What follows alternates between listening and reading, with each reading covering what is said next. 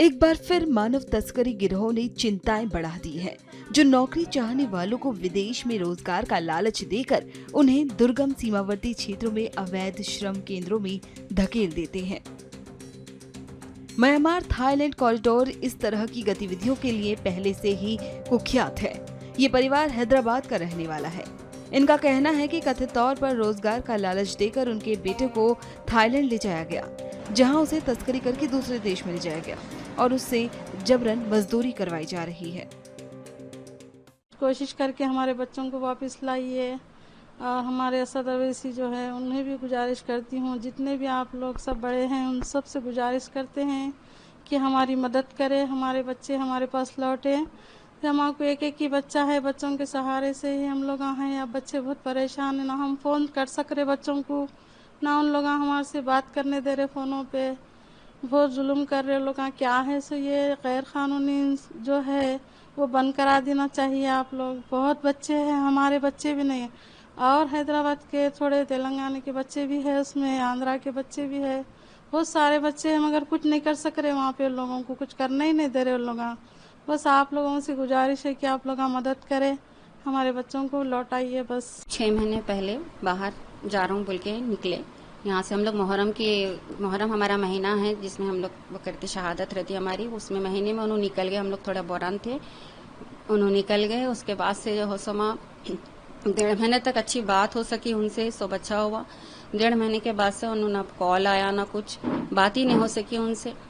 हम लोग परेशान थे यहाँ पर। बच्चा एक दिन भी, अगर सेकंड के लिए भी बाहर गया तो कॉल करता था, मगर ना कॉल नहीं, कुछ नहीं, क्या नहीं। हम लोग भी परेशान, बहुत परेशान थे। उनका एक कॉल भी नहीं आ रहा था। उसके बाद से 2 महीने के बाद में कॉल आया। फिर उन्होंने बोले मम्मी हम लोग बहुत परेशान हैं, यहाँ पर कुछ हुआ, मतलब आर्मी आई, कुछ हुआ। उसके बाद से जो सो हमारा बैग चले गया, मेरा फ़ोन चले गया, मेरे पास कुछ भी नहीं है। फिर वो लोग हमको यहाँ से लेके कोई दूसरी कंट्री लेके आ लिए, वो कंट्री क्या है हमको मालूम भी नहीं बोलकर बोली। फिर उसके बाद से जो हो सो हम लोग यहाँ पर पूरे परेशान, कैसा आखिर हमारा बच्चा कहाँ जाके फंस गया। इन लोगों को एक बुलाया वहाँ पर थाईलैंड में बुलाया, थाईलैंड जा रही बोल के। फिर उसके बाद से जो हो सो बच्चा बोला मम्मी हमको थाईलैंड बोल के लेके गए, वहाँ पर जॉब वीज़ा देते बोल के। फिर वहाँ से हमको आँख में पट्टी बंद के लेके चले गए। फिर यहाँ पर हमारे से काम ले रहे। मैं बोला मैं नहीं करता हूँ यहाँ पर काम, मैं नहीं कर सकता बोलकर बोला मेरा बच्चा। तो उसको हाथा बन के पैरा बन के दुनिया का रोड से मारे, मेरे बच्चे को आंख पे मारे।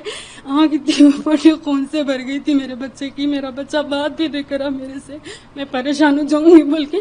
फिर उसके बाद से बोला कि तेरा ठीक हुए, बाद से मेरे को कॉल करके बोला मम्मी मैं ठीक हूँ, ऐसा हुआ मेरे साथ, इसलिए मैं आपको बात नहीं करा, आप परेशान हो जाएंगे बोल के। आप लोग उस दिन से हम लोग बहुत परेशान है। मेरा बच्चा बोला मम्मी जरा रिक्वेस्ट करो अपने प्राइम मिनिस्टर साहब मोदी जी और अपने असदुद्दीन साहब और जो है जयशंकर साहब जी की बड़ी आप लोगों से सबसे गुजारिश है। ये मेरा बच्चा मीर सज्जाद अली जो कि इस वक्त मेरा बच्चा मासूम है और लोगों को धोखा दे के लेके गए। मेरे एक बच्चा नहीं है, वहाँ पर सबके बच्चे हैं। आप गुजारिश है आप लोगों से, मेरे बच्चों को ये धमकी दिए हुए है, अगर टारगेट भी बना तो उसको मार डालते बोले। मेरा बच्चा बहुत डरा हुआ है, इसीलिए 100 बच्चे हैं। मेरा बच्चा सही सलामत ला दिए, आप लोगों से बहुत बड़ी मेहरबानी होगी। आपने सुना इन माओ का दर्द। वहीं इस खबर पर असदुद्दीन ओवैसी ने भी विदेश मंत्री एस जयशंकर से गुजारिश की है। ओवैसी ने एक्स हैंडल पर लिखा, मुझे एक दिल दहला देने वाली खबर मिली है। कम से कम 16 भारतीय नागरिकों, जिनमें हैदराबाद के 3 निवासी भी शामिल हैं, उन्हें थाईलैंड में नौकरी दिलाने का वादा किया गया था, लेकिन उन्हें म्यांमार थाईलैंड सीमा पर ले जाकर गुलाम बना लिया गया है। उनसे प्रतिदिन 18 से 20 घंटे जबरन काम कराया जाता है। उन्हें शारीरिक दंड दिया जाता है और उनके पासपोर्ट, फोन और चिकित्सा सुविधाएं भी छीन ली गई हैं। डॉक्टर एस जयशंकर से निवेदन है कि वे सभी भारतीयों को बचाने के लिए तत्काल हस्तक्षेप करें। ये जानकारी हैदराबाद के उस्मान नगर निवासी मीर सज्जाद अली से मिली है, जो वर्तमान में म्यांमार थाईलैंड सीमा पर कैद हैं। उनके साथ मौजूद 2 अन्य लोग मौला अली और बंजारा हिल्स के निवासी हैं।